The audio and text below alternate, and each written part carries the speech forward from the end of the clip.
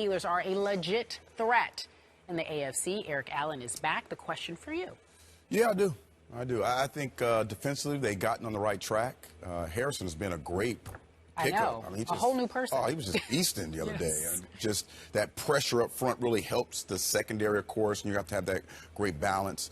But it's all about the offense. And it's not the Steelers of old, what we're accustomed to seeing them running the football and playing power football and running guys over. It's about that passing game and Big Ben. And we've talked about Antonio Brown, just tremendous #1 receiver in the National Football League right now. And then Martavis Bryant stepped up, and you have other guys who are fulfilling their roles. But as long as you have a guy like Big Ben, who we all have so much respect for, his toughness, his ability to, the pump fake is really a big part of his game plan because he has such big hands. He's able to get that ball out in front of his face. So if you're a defensive back, no matter how good or bad you are, once you see that ball cross the face mask, you're prone to try and jump the route. All of a sudden, that guy's not there. Big Ben's ability to pull that ball back and make a play outside the pocket is amazing.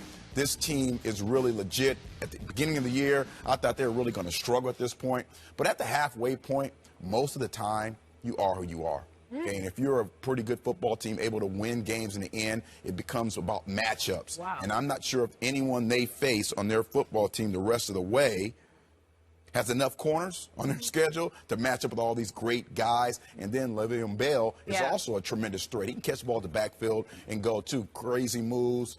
So I think this football team is legit and for real. They're right behind the Broncos and the Patriots. Stephen A. Eric Allen says you are who you are midseason and that they are a legit threat in the AFC. Your take? I respectfully disagree. And I'm a diehard Steelers fan that Skip Bayless knows better than anybody. Before I go say what I'm going to say, I want to give major props to Le'Veon Bell. We all know what situation he got himself in. Skip Bayless at the beginning of this season with him and LeGarrette Blount traveling to a preseason game in Philadelphia. He came on my radio show on Sirius XM Mad Dog Sports Radio just last week, and he did an outstanding job. I wanted to give him props for that. Having said all of that, let me be very, very clear. I don't believe in this Steelers team because I don't believe in their defense. This offense is big time. It can throw punches with anybody. Big Ben, as far as I'm concerned, is cementing his status as a future Hall of Famer.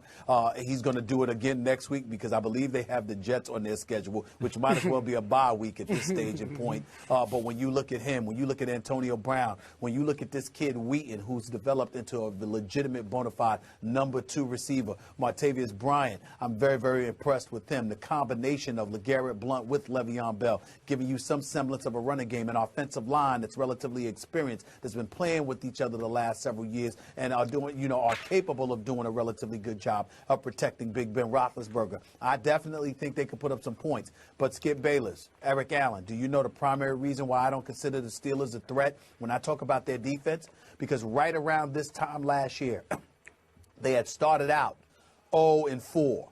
Won a couple of games, and then all of a sudden had a loss, and then they ran into New England. And what did Tom Brady do? Dropped 55 on them, because this is what the Steelers defense tends to do. They bend a lot. They don't always break, but they bend too much and ultimately break against elite teams. And when I think about the playoffs, which is what I'm measuring them by, I don't see them making some noise because I don't see them being a team that can stop Denver nor New England. Could they give Cincinnati some trouble? Yes. They clearly could give Baltimore some trouble. Absolutely. San Diego, we find out that even though their defense is formidable, they're relatively fluky because of what am I supposed to think about you when you lose 37-0 to Miami? No matter how good Miami is, they ain't 37 points better than you. That's just embarrassing, okay? So I look at that, and even though they did what they did to Andrew Luck and those boys, I just have questions when it comes to Denver and New England. If you want to have this discussion, and the question is going to be, are the Steelers the third best team in the AFC, then I'd say arguably, okay, I'm willing to have that discussion, but I'm not willing to put them on the pedestal of Denver or New England because I know there's no way in hell they're going to stop Peyton Manning or Tom Brady. Despite, or even if Shazier wasn't hurt and his ankle healed, and and Ike Taylor came back, and you didn't have to rely on Gay and McCain and those boys in the secondary, I'm still not sold on Dick LeBeau's defense in Pittsburgh. I'm just not sold. I am with you, Stephen A. Smith. Although I am willing to concede that Pittsburgh's offense has risen into the same echelon with Brady's and Peyton's. Yes. I think it's just as dangerous. That's what I was saying. Because of the emergence, only in the last 3 weeks, of Martavis Bryant. Came from nowhere. Not even, he was nowhere to be seen. And all of a sudden, he's active out of nowhere. Boom, boom, boom, starts catching touchdown passes. What do you have, 2 more last night? Yep.